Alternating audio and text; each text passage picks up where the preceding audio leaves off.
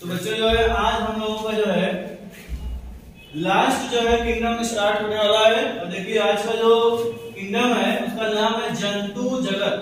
ठीक है, इसको इंग्लिश में हम लोग कहते हैं एनिमलिया किंगडम। ओके, तो जंतु जगत में जो है देखा जाए तो लगभग जो है सभी जंतुओं को क्या किया गया है, लगभग 10 से 11 जो है समूह में बांटा गया है।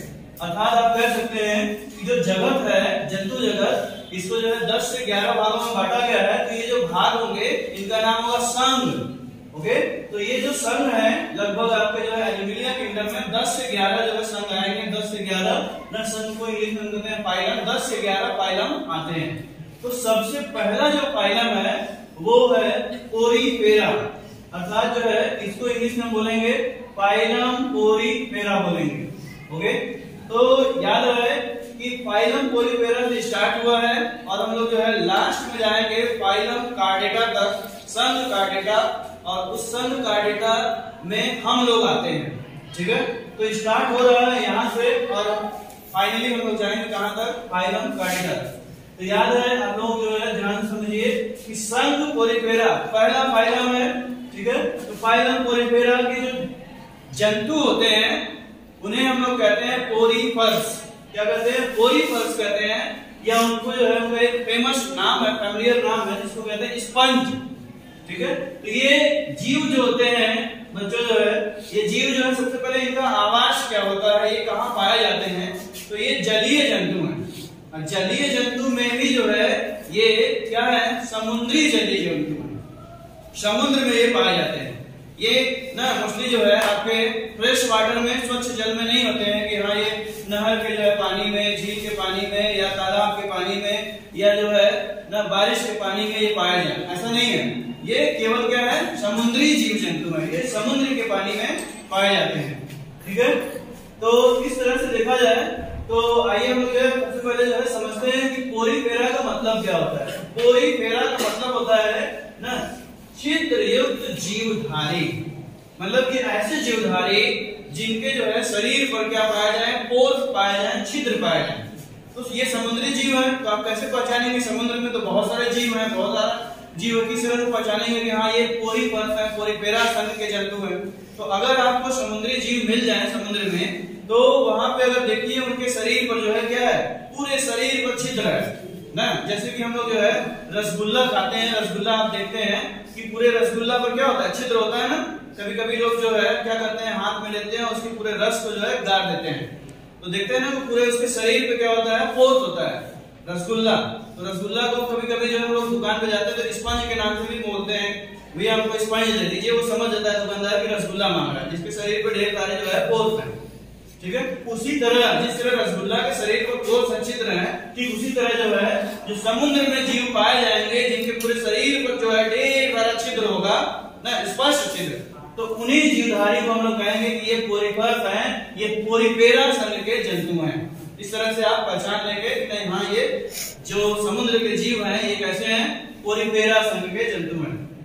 आइए हम लोग देखते हैं कि इनके जो छिद्र, इनके पूरे शरीर पे जो छिद्र है, पोर्स है, ये पोर्स जो है इनके शरीर में जो है एक तंत्र है, उस तंत्र से जुड़े होते हैं। इनके शरीर में एक नाल तंत्र है, इंग्लिश में कहते हैं कैनाल सिस्टम।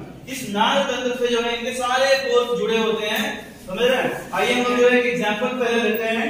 एक एग्जांपल है आपका जो है साइकॉन। पोरीफेरा संघ का सबसे बढ़िया उदाहरण है साइकॉन।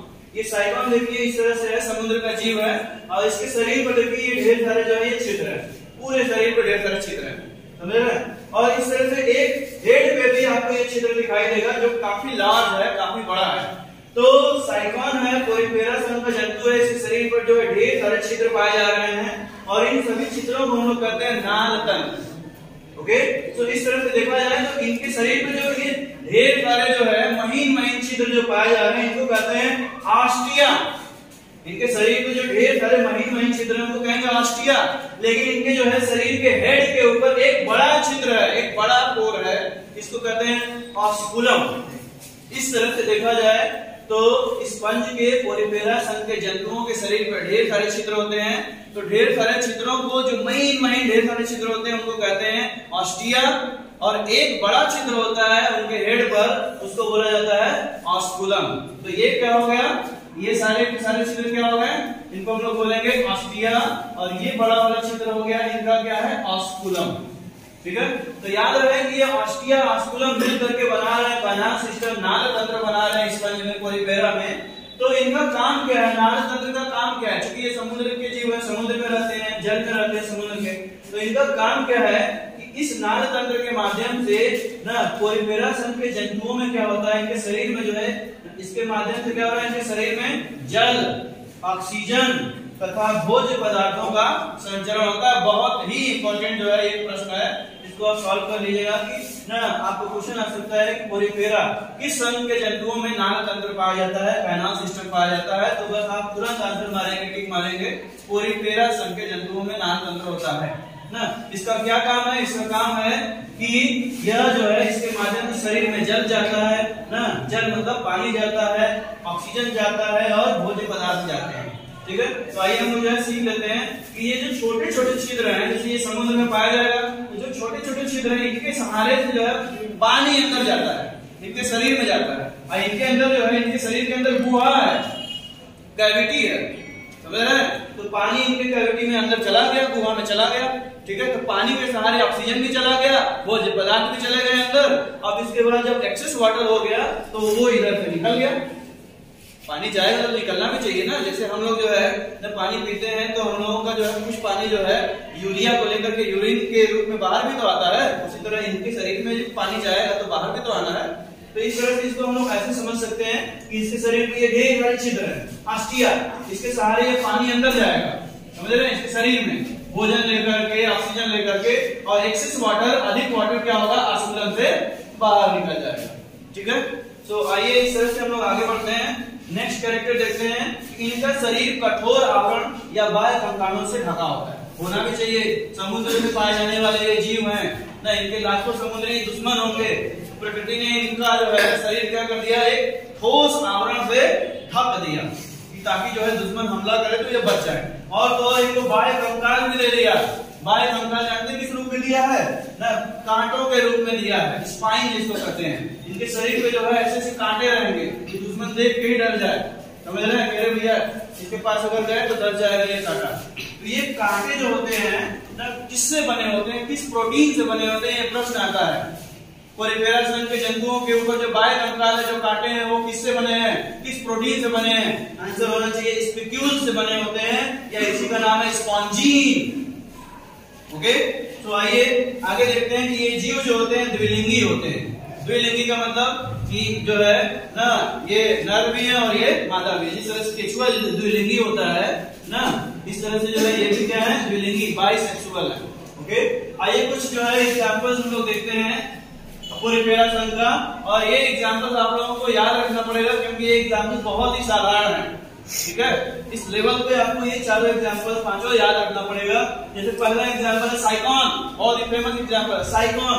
दूसरा है आपका स्पॉन्जिया, सॉरी दूसरा है आपका यू स्पॉन्जिया, जिसको हम लोग कहते हैं बाथ स्पंज। फिर है आपका तीसरा यू प्लैक्टेला, यू प्लैक्टेला, और फिर लास्ट का एग्जांपल है स्पॉन्जिला, इसको स्वच्छ जलीय स्पंज कहते हैं। आइए हम आपको बताते हैं कि समुद्रीय जो है ये जल में पाए जाते हैं पोरिफेरा संघ के जंतु, लेकिन हाँ एक एक्सेप्शन है, एक अपवाद है, ये स्पॉन्जिला जो होता है ये फ्रेश वाटर में पाया जाता है।